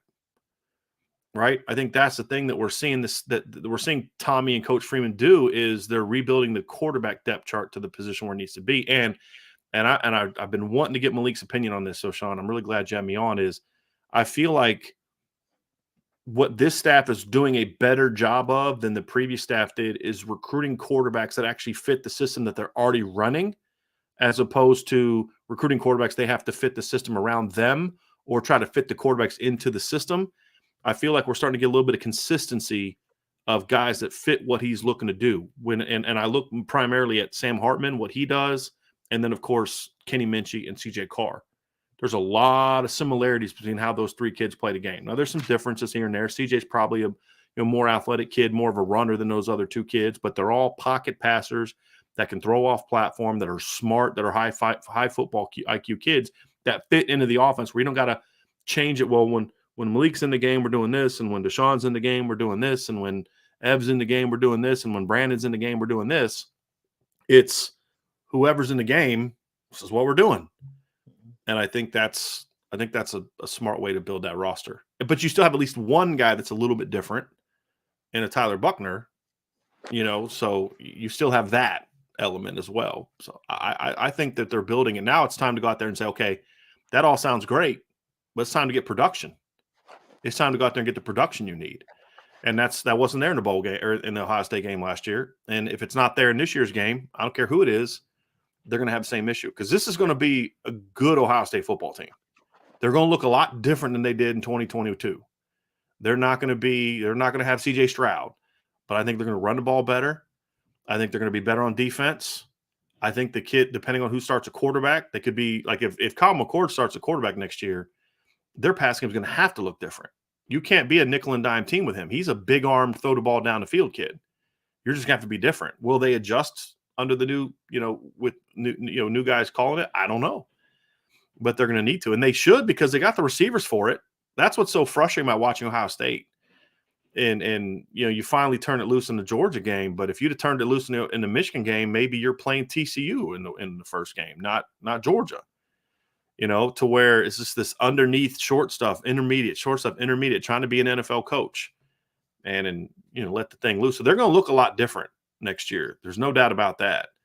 But at the end of the day, if Notre Dame can get good production from the quarterback position, especially early, I think Notre Dame's going to be the better team. This is that show me game, right? Like Clemson wasn't a show me game in the same standpoint because you've already shown you can beat Clemson, and Clemson's not what they were 2-3 years ago. They're not that program. They're still good, but they're not that program. And they don't have Trevor Lawrence. No. And you never beat them with him. That's the thing. But you've shown me you can beat a really good top 10 caliber Clemson team. Yeah. But he's still got to show something that I don't think Brian Kelly ever showed. And with all honesty, I don't think Brian Kelly ever won a game to me against a team that was a top 5 team. I don't care whether they were ranked, but that they were a top 5 caliber team, a top 5 program. I don't think he ever had those wins because when they beat Clemson in 2020, you did it without Trevor. They didn't have Tyler Davis. They didn't have Mike Jones. They didn't have several guys, and you still needed overtime to beat them. And then when they got Trevor back, they took you to the woodshed because your team wasn't prepared to handle it. Even though you had the players to do it, you didn't have the mindset from a coaching staff to do it. Oklahoma wasn't that team in 2012. They weren't. They were a good team, but they were a top 15 type team. Right. And I know Michigan State became that in 2013, but playing a team that's unranked that becomes a top 5 team is not the same mindset for a player as playing a team that's a top 5 team when you go into that football game. Yeah. And so that's the thing that I think Coach Freeman has a chance, multiple chances this season to prove to me. But really, one primary is if you beat Ohio State, it's a statement game. You beat Clemson again, it's like, well, yeah, you've already beat Clemson twice, and you should have beat them at their place the last time you played them, right? And so what message does that send, right? But you beat Ohio State in your house with the best receiving core in the country because, like, we talk about how good the corners are going to be. That's a great chance for them to show it. Great chance for them to show it. Yeah. And so I'm really looking forward to seeing if they can step up to that moment. Because that's going to be the game more than any that defines the 2023 season. Yeah. On the field and then on the recruiting trail. Because that's the kind of win that starts making people say, oh, my goodness. All right, maybe I should give Notre Dame a second look. Or I don't care if you're trying to flip me. I'm going to Notre Dame. Did you see what they just did to Ohio State last weekend? I think it can be that. That was the Darnell difference was, I think, him knowing that Ohio State was going to handle business because they had C.J. Stroud. And I don't think he had the confidence in our quarterback ability at that time. So can you blame him? And it didn't get any better as the season went on. Yeah. You beat a top 10 team throwing for 86 yards, man. Right? That's a perfect segue into what we want to end this with, and that is we saw in that game that it was a new era, and when it came to big games, Notre Dame wasn't going to be punks anymore. Notre Dame was going to be ready to play. Win or lose. They're going to be ready to play. Like, you're not, man, you're going to beat us by 16, 17 points? What? Spread is 15? I don't know who you think you're playing. This is Notre Dame. And I think the Monday before the Clemson game, when Marcus Freeman told the media, my dudes are ready to play today, it was like, okay, the mindset has changed. The mindset has changed when it comes to big games in that building. They're ready to play. They were ready to play against USC. They just made mistakes. They were Shaun, I think they mentally were ready to play against Ohio State, don't you? Yeah, they were ready to Physically, play against Ohio emotionally, State. mentally. Yeah, They just didn't yeah. execute very well. They just They didn't came execute. out pads popping early in that game. Yeah. They were not afraid of the environment. No, Definitely against wasn't Ohio. scared for sure. And they were Right. ready to play against Clemson. They were ready to go. They were ready to play against USC. Once again, execution and mistakes didn't allow them to carry out the game plan. But emotionally and all that stuff, they were ready. And that's something that's a departure from what we've seen in big games. Yeah, but I previously. think we can get ready and we'll be ready in the moment, but we don't go in with, oh, we're going to blow you out either. I think that's that's come, another though, step. don't you think? And I think like, that comes with how we've been for the last 10 years. We've been the team that will always play to the level of whoever we're playing. Yeah. Whether it be Marshall or SC. We're going to play to that level, whether it be lower or higher. We're going to play to it. Now, are we going to always play above it? That's where I think Marcus Freeman has a chance to get to. Because we only saw that for one stretch in the previous 12 years. There was only one stretch in any period of time where you saw a team, that Notre Dame team, kind of do that. They just came out and they were like we saw it against Texas in 15, right? But that was just one game. And then by the third quarter of the next game, the quarterback's out, starting running backs out, starting tight end is out, starting nose guards out, starting nickels out, right? It just is what it is, right? But we saw that in 17. And we saw that kind of from BC on until Miami, where that team they weren't just going to beat you. They wanted to destroy you. They did that to BC in the second half. They did that to Michigan State. They had Michigan State fans leaving in the third quarter of that game. And that's unlike anything Brian's ever done. And that was a 10-win Michigan State team. They did that to an 11-win USC team. They did that to an NC State team that had 4 starting defensive linemen that were drafted and a starting middle linebacker who's going to be playing the Super Bowl last year, going to be playing in the AFC Championship this year, right? But other than that little stretch, and then it ended with a complete collapse on the road against a top 10 team, right? And we never saw it again. Yeah, against a team that wasn't strictly more talented than, at least on a not significantly level. So more, right. And I think a lot of that too is the style of coaching. Brian Kelly wasn't a guy. It was a mindset. I'm gonna blow you out. It's like if I'm winning, all right, I'm gonna just ride this win to the end. I'm gonna just make you frustrated. I'm gonna keep this 10-point cushion because I'm not gonna be risky or I'm not gonna rub it in your face either. Because it was business. Respect. It was business. It's a business thing. Like once I got you, okay, I have nothing to prove by blowing you out. It was that nameless, faceless opponent crap he would used to say. No, this isn't a nameless, faceless opponent. This is freaking Stanford. Exactly. At the time, right? This is Miami. This is Ohio State. This is, this is whoever that big moment is. And that's why you rarely saw Notre Dame step up to the plate against Stanford when they were legit. Like Purdue was a win by 3 was cool, just like a win from Georgia by 3 was cool. It was like, oh, well, it's a win. Right. Yeah. That's why we couldn't get up for Cincinnati in his last year, because we looked at Cincinnati as another team like Cincinnati. But this Cincinnati team wasn't the same. Right. And we didn't play like it was. We treated like, And Shaun, to your point, that to me is what was different in that Clemson game. Because that team came out not ready to play emotionally and mentally, but that team came out and said, you think you're good? You think you have the best D-line in college football? You think you have a great run defense? Yeah. You've had 2 weeks to prepare for this ass whooping. I'm sorry, this butt whooping, right? and you're not ready for it. And that was a team that played. And to me, I think it came with success. I think what they did early led to that. It was the blocked punt was the thing that sparked them. It's like the 15 game against USC. Notre Dame did not come out that game like really locked in and ready to go. That's why USC went right down the field and scored. It wasn't until Will did his thing, and then I think it was EQ had to block punt that or was it did he block it and recover it for a touchdown? You remember the play I'm talking about when EQ scored that touchdown against it. I think he recovered it. It took some plays to get to that point.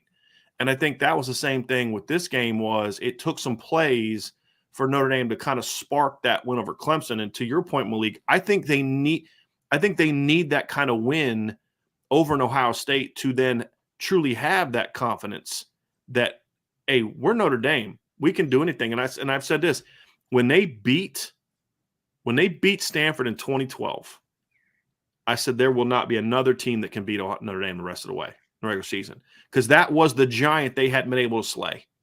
I mean, only fifth-year seniors on that team had been in a game where they beat Stanford. That's it. Only fifth-year seniors. And when they had gotten embarrassed by Stanford the previous 2 years. And so you looked at it and said, boy, once they had that win, there was this belief that, no, we are this good. Yeah, it's like, oh, we're here? Oh, okay. Yeah. It took that pump block early on, be like, okay, we might actually be able to do something. Right. But we get so many in those games like Clemson when we played them in the playoffs with Trevor. Once Trevor on third down ran a couple dudes over and got the first and came back with a bomb, it was like, oh yeah, we not right. We're not ready for that, guys. We need to go back down. And they should have been up like 17 or 20-7 at that point in time. But that's the Avery thing. Dropped that pass over the middle. It was like, oh yeah, we're not ready, guys. We thought we was, but that was the thing for so long. And that's what was so frustrating about the USC game, because I felt like that was a little bit of a step back. Yeah. And mainly because of the defensive game plan, I thought did not allow them to have that mentality. It was too passive. Yeah. And that's the thing I want to see different. What I liked about the Ohio State game. Let's not be passive every game. If we struck out Ohio State just swinging, I'm talking about same with Clemson. All type of big shots, and it was like, this doesn't look normal. And we lost. It was like, okay, we tried something different. All right. But we go into every big game, and I already know we're going to try to be as safe and try to make the other team mess up. This is a better team. Why are we banking on the better team to mess up? We should be poking at the better team, and so I think it's a mentality. Right. What causes that? What creates that mentality, Malik? I mean, like what is it? Is it how you practice? Is it how you talk to players? Like, what is it that creates that mentality? And that's the thing that I'm curious to see. Can you find that not? It comes from either a quarterback having an attitude difference, where he's vocal about being aggressive from a mentality offensively, and he can say that because he's got the ball in his hands and he's throwing the football and that kind of thing.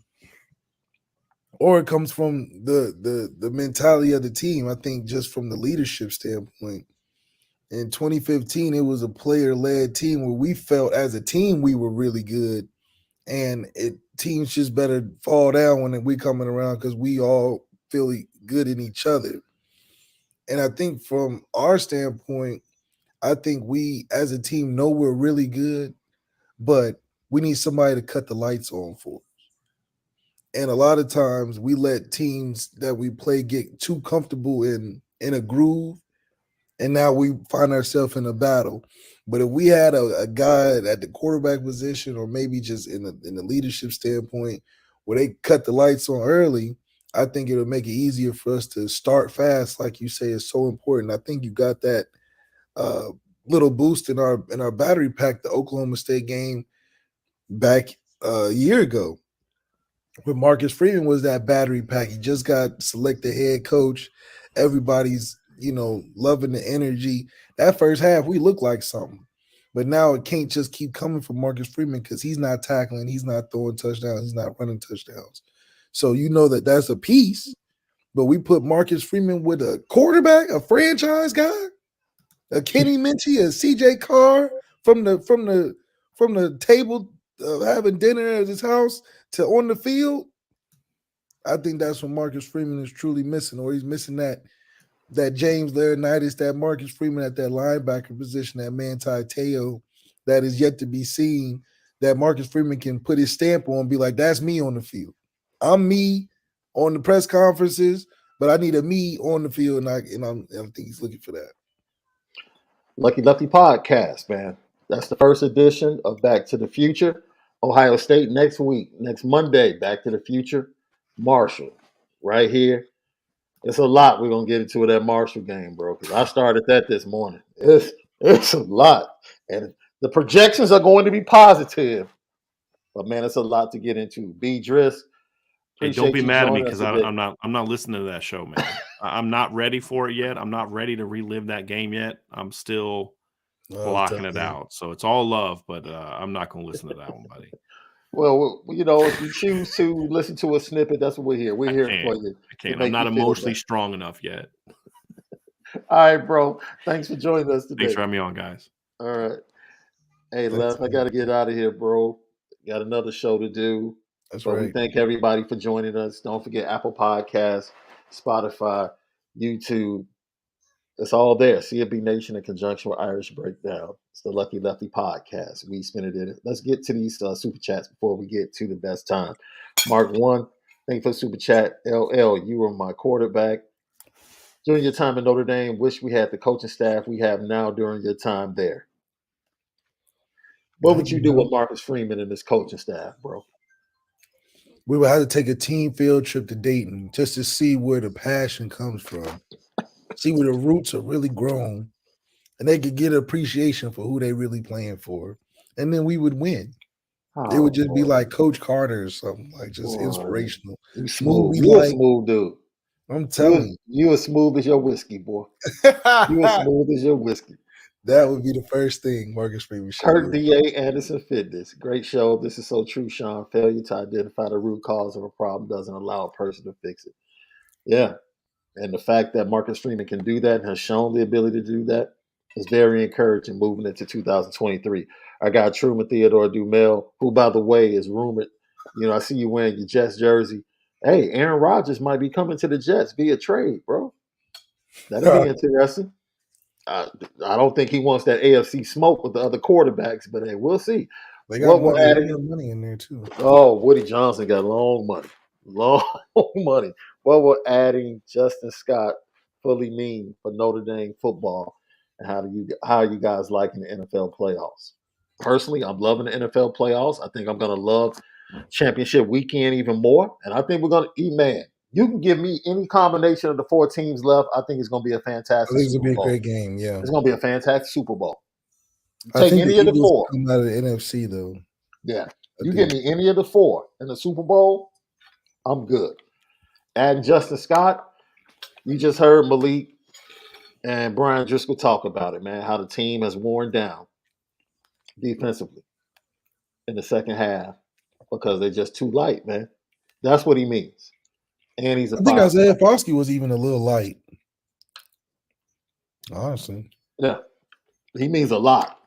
If you drop in the pass coverage, you're light. Let's put it like that. You're light.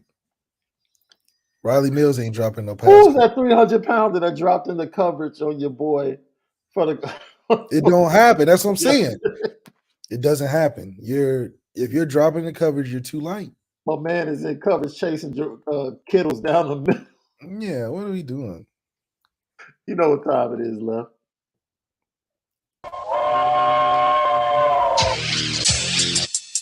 Petticoat.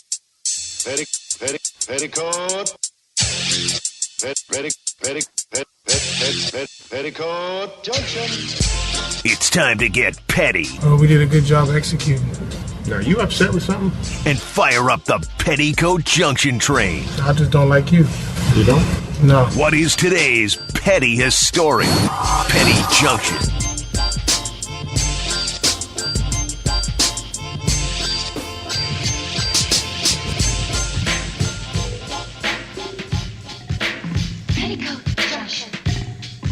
Petty Junction, petty stories of the day brought to you by Onora Whiskey at OnoraWhiskey.com, that premium American whiskey at OnoraWhiskey.com. You already know I'm throwing your unk on the petty train. Yeah, that was bad. Look, Unk, first of all, social media. Neither one of y'all getting ready to fight. Ain't none of y'all getting ready to fight. NBA what do you expect to happen? NBA players are definitely not fighting. Definitely. And Unk, come on, you taking it way too serious. You can't. What was he gonna do? You can't give that energy and then get extra when the energy comes back. What did you think? Dylan Brooks and the Grizzlies were gonna punk out and not say anything? Now you want You to take it to solo? fight. Right, you want to take it to fighting. Come on, Unc. Come on. Come on, man. Like, relax. You out there styling, profiling. Beautiful cardigan you had on. Just Fantastic cardigan. relax. Cardigan was You didn't need beautiful. no inches taken off, man. None. Not that. That was worn perfectly with the little mock lip. Perfectly. He just did too much, man. It's like, you just did too much, man. Just sit, enjoy the game. Because now, people already kind of say that, you built your career on the back of LeBron. And I think that's a disservice to you because I actually think you do good work as a broadcaster. But you didn't help yourself out. Yeah, help yourself. You went Yeah. you went a little bit too hard. Yeah, you went. It was like, what are you going so hard for? I didn't understand like the Yeah. reason. Like, I mean, I don't know if you had to back up what you be talking on the show. Whatever. It looked real performative because it couldn't have been that serious. It's You like, know, bro, nothing could. I mean, you too fresh to even be in arguments like that. man. That's what threw it off. You in a fly cardigan like that, and you in an argument that heated for what? Man. You supposed to be not trying to get nothing on the cardigan because I know you rented it. That's just too expensive. And then your boy Boobie Gibson. He of Love and Hip Hop. Oh, I didn't see it. This dude taking shots at Darius Garland, the present day point guard for the Cavaliers. Man. Saying what? Boobie, man, go rekindle your relationship with your baby mama, man. Go do the right thing. Come on, man. Go do the right thing. Go be her assistant Mm. on her, on her video shoot or something, man. What? Look, man, don't clout chase like that. Don't do that. Don't do that. Be better than that, man. They might have brought you back to celebrate one of the championships, even though you weren't on the team. LeBron might have done you a solid. But now, they might just keep you out, period. Mm. Wipe you away from the history books. Mm. Boobie who? Mm. You talking about Keisha Cole? No, he played with Cole, LeBron. He all right. He played with LeBron. Yeah, Bron, they still rock with him to this day. He does some stuff with Rich out there in LA. I've actually run into him a couple of times out in LA. Run into Boobie a couple of times. Because he seems like a solid dude. That's why it struck me as strange. Like, man, what are you doing, bro? Seems like a solid dude. Great show today, man. Back to the Future. Don't forget, coming up later on this week, that dude Malik Zaire, but his players only. Former Notre Dame tight end, NFL tight end, Derek Brown. He's going to be on, along with some other great players. You already know. We spin it different. For Left, me, have a great Monday. But most of all, you got to make sure that you spin it different.